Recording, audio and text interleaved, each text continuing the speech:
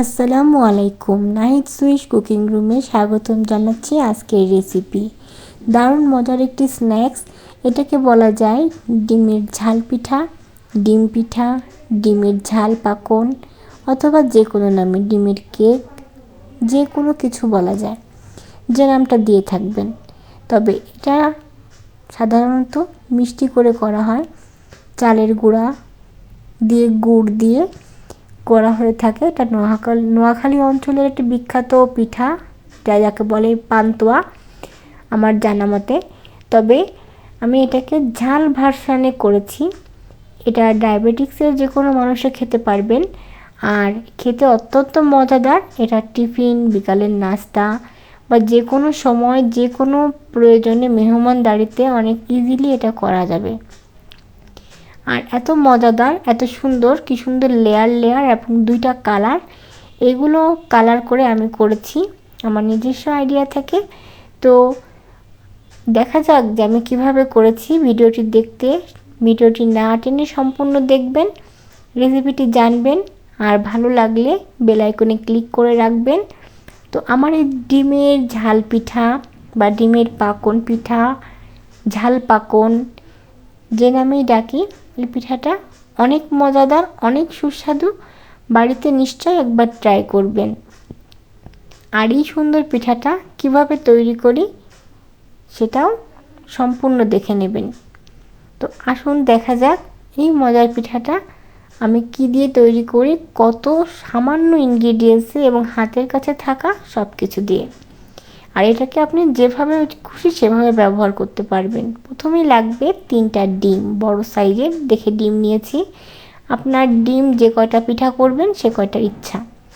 একটি বাটিতে আমি 1 কাপ পরিমাণে বেসন নিয়ে নিচ্ছি, সাথে নিয়ে নেব 1/2 কাপ পরিমাণ চালের গুঁড়া। মিষ্টি দিয়ে করলে অবশ্যই শুধু চালের গুঁড়া আর ময়দার মিশ্রণ দিয়ে করবেন। বেসনটা অপশনাল, বাদ দিয়ে দেবেন। অপশনাল না, বাদ দিয়ে দেবেন। এটা ঝাল পিঠা বলে বেসন ব্যবহার করছি। বেসন এবং চালের গুঁড়াটা, শুকনো উপকরণটা মিশিয়ে ঝালের গুঁড়া, সামান্য হলুদের গুঁড়া, একটু গরম মশলা, মাংসের গুঁড়া মশলা, জিরার গুঁড়া, ধনের গুঁড়া, লবণ, এগুলো দিয়ে একটু টেস্টিং সল্ট দিয়ে, আর 1 চামচ, এখানে 1/4 কাপেরও অনেক কম কর্নফ্লাওয়ার আছে, তাই দিয়ে শুকনো উপকরণগুলো মিশিয়ে নিচ্ছি।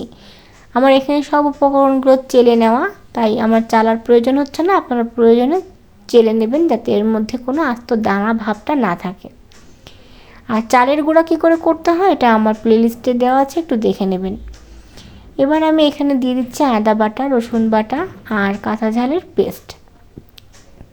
এর মধ্যে এগুলোকে আমি একটু মিশিয়ে নেব, একটু সুন্দর ব্যাটার তৈরি করব। আর এর মধ্যে দিয়ে দেবো একটা ডিম, যাতে করে এই খাবারটা খেতে অনেক ক্রিস্পি লাগে, টেস্টি লাগে। এই ডিমটা না দিলে খেতে একটু আটা আটা মতো লাগবে, কিন্তু দিলে অনেক মজা লাগবে। এবার অল্প অল্প পানি দিয়ে এটা ব্যাটার তৈরি করতে হবে। নর্মাল তাপমাত্রার পানি দিতে হবে, ঠান্ডা পানিও না, আবার গরম পানিও না। নর্মাল তাপমাত্রার পানি দিয়ে এটাকে খুব জোরে জোরে বিট করতে হবে হাতের সাহায্যে। আপনারা এখানে যে কোনো কিছু দিয়ে বিট করতে পারেন, অবশ্য আমার এরকম চামচ দিয়ে বিট করতে ভালো লাগে। খুব জোরে জোরে সুন্দর করে বিট করতে হবে, এবং এই ব্যাটারটা তৈরি করতে হবে এমনভাবে, ব্যাটারটা আমরা যেমন বেগুনি বানানোর সময় যে ব্যাটারটা করে থাকি, মোটা ঘন একটা ব্যাটার, যে বেগুনির গায়ে লাগানো থাকবে ওরকম। ব্যাটারটা হয়ে গেলে আমি এর মধ্যে 1 চা চামচ জোয়ান, এটা অপশনাল, এটা আমি আমার টেস্টের জন্য দিয়েছি। এটা বাড়তি উপকরণ, আপনারা না চাইলে না দিবেন, অথবা এখানে কালো জিরা বা আস্ত জিরা ব্যবহার করতে পারেন। তো আমি এখান থেকে অর্ধেকটা ব্যাটার আলাদা করব। সমপরিমাণ ব্যাটার থাকবে দুইটা পাত্রে। তো কারণটাও দেখাচ্ছি, যেহেতু আমি 2টা কালার করেছি, তো এইটার মধ্যে আমি গ্রিন কালার ইউজ করব, ফুড কালার। এটা দিয়ে খুব ভালো করে বিট করে নিতে হবে। কালারটা এত সুন্দর করে দিতে হবে যেন ভাজার পরে একটা ডিপ সবুজ কালার আসে। এই কালারটা যতটুকু পরিমাণ দেখে দেখে বুঝে বুঝে দিতে হবে, একবারে অনেকটা দেওয়া যাবে না, অল্প অল্প করে দিতে হবে। এটা খুব ভালো করে বিট করা হয়ে গেলে এবারে আরেকটা পাত্রে যেটুকু ব্যাটার ছিল, ওই ব্যাটারের মধ্যে আমি দিয়ে দেবো অরেঞ্জ ফুড কালার। তো এখানেও সেমভাবে চামচটা আমি মুছে নিয়েছি, নিয়ে এবার এর মধ্যে অরেঞ্জ ফুড কালারটা অ্যাড করছি। ফুড কালারগুলো সাধারণত পরিমাণে একটু বেশি দিতে হয়, না হলে সহজে কালার আসতে চায় না, অরিজিনাল যে ফুড কালারগুলো থাকে। তো এটাতে দিলাম, এটাতে দিয়ে কমলা একটা কালার আসলো। আমি 2 কালারেরই করতে চাই এবং পিঠাটা আমি অনেক বড় করব না। প্রথমে কড়াই গরম করে 2টা ডিম পোস্ট করে নেব, এর মধ্যে লবণ এবং একটু জোয়ান দিয়ে দেবো, যাতে মুখের মধ্যে খুব সুন্দর একটা টেস্ট লাগে। আর এই ডিমটা পোস্ট করার সময় কুসুমটা শক্ত করে নিতে হবে। শক্ত কুসুম হলে তাহলে ডিমের এই পিঠাটা বানাতে অনেক সহজ হয়। কুসুমটা নরম থাকলে বানানোর সময় অ্যাক্সিডেন্টালি দেখা যাচ্ছে যে কুসুমটা ফেটে গেল, ভেতরে যখন কাটবো যে লেয়ারের মধ্যে যে আস্ত কুসুমটা ওটা দেখা না গেলে জাস্ট ভালো লাগে না। ডিমটা পোস্ট করা হয়ে গেলে যখন তেলটা গরম হয়ে যাবে, হাফ কড়াই তেল নিয়ে নেব, ডুবো তেলে ভাজতে হবে। ব্যাটারগুলো আমি আরেকটু নাড়াচাড়া করে নিলাম যাতে এটা তলায় জমে না যায়।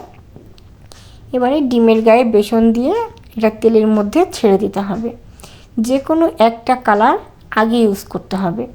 প্রথমে আমি সবুজ কালারটা ব্যবহার করেছি, ডিমের গায়ে লাগিয়ে তেলের মধ্যে ডুবো তেলে ছেড়ে দিয়ে ভেজেছি। একটা তুলে নিয়ে সেটা আবার ব্যাটারের মধ্যে দিয়ে অন্য আরেকটা আমি আবার তেলে ছেড়ে দিয়েছি।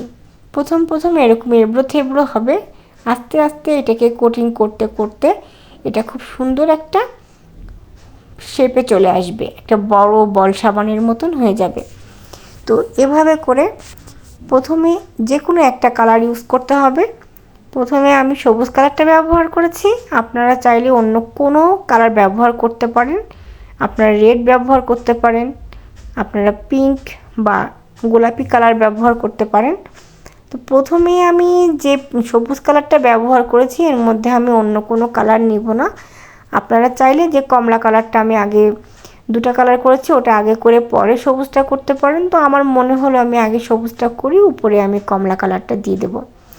এভাবে করে দুটোর ডিম আমি একটা ভেজে তুলে সেটা ব্যাটারির মধ্যে চুবিয়ে রেখে অন্য আরেকটা চুবানো যেটা থাকে সেটা আবার তেলে চুবিয়ে দিচ্ছি। তেলে দেওয়ার পরে সেটা ভাজা হলে সেটা আবার ব্যাটারি চুবিয়ে দিয়ে তুলে নিচ্ছি।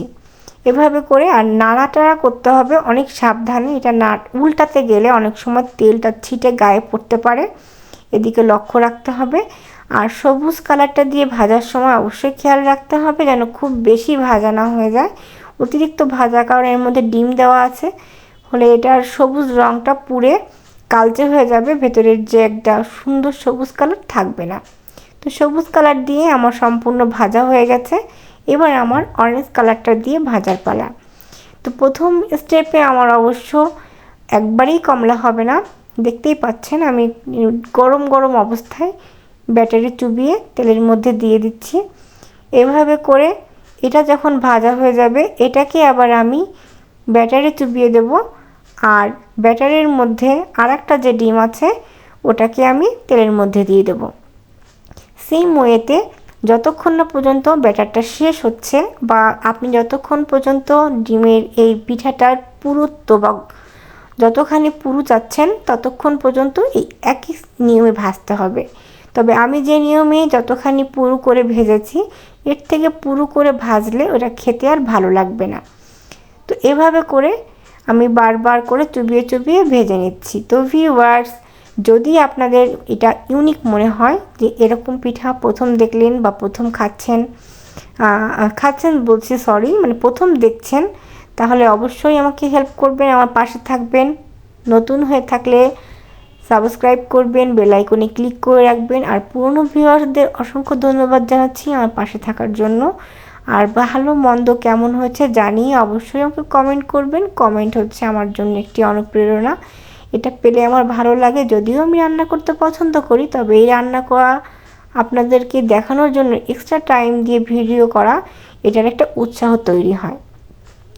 আর রান্না করতে করতে খালি মুখে বসে না থেকে এগুলো ভাজার সময় যে ঝুড়ি ঝুড়িগুলো তৈরি হচ্ছে ওগুলো খেয়ে নেবেন। তো এই ছিল আজকের ডিম পিঠা বা ডিমের পান্তুয়া, ঝাল পান্তুয়া যেটাই বলি। তো এটাকে আমি কেটে দেখাচ্ছি কত সুন্দর। আমি কিন্তু খুব গরম গরমই কাটছি, ভিতরের লেয়ারগুলো দেখেন, আর প্রত্যেকটা লেয়ার কিন্তু ক্রিস্পি আর খুবই টেস্টি আর তেমনি ফ্লেভারফুল। তো এভাবে করে পিস পিস করে যে কোনো রকম করতে পারেন, মাঝখান থেকে কেটে 4 টুকরো করতে পারেন অথবা এভাবে লম্বা লম্বা করে রিং রিং পিস করতে পারেন। এভাবে করে মেহমানদারি করা বাচ্চাদের টিফিন বা বিকালের নাস্তা চায়ের সাথে বা মেহমানদারি যা খুশি এর সাথে করা যাবে। এত মজাদার একটা আইটেম, বাসায় যদি না বানিয়ে থাকেন তবে বানাতে যেন ভুলবেন না। আর যদি বানিয়ে থাকেন তবে কেমন লাগলো জানিয়ে আমাকে একটি কমেন্ট করে দেবেন প্লিজ। তো এই ছিল আমার আজকের রেসিপি। পরবর্তীতে দেখা হবে অন্য কোনো রেসিপি নিয়ে। সে পর্যন্ত সবাই ভালো থাকবেন, সুস্থ থাকবেন আর আমার জন্য দোয়া করবেন। আর এরকম একটা ড্যামেজ আবহাওয়ায় এ ধরনের খাবার স্ন্যাক্স চায়ের সঙ্গে থাকলে কিন্তু পুরো বিকালটা একদম জমে যাবে। সবাই ভালো থাকবেন। আল্লাহ হাফেজ।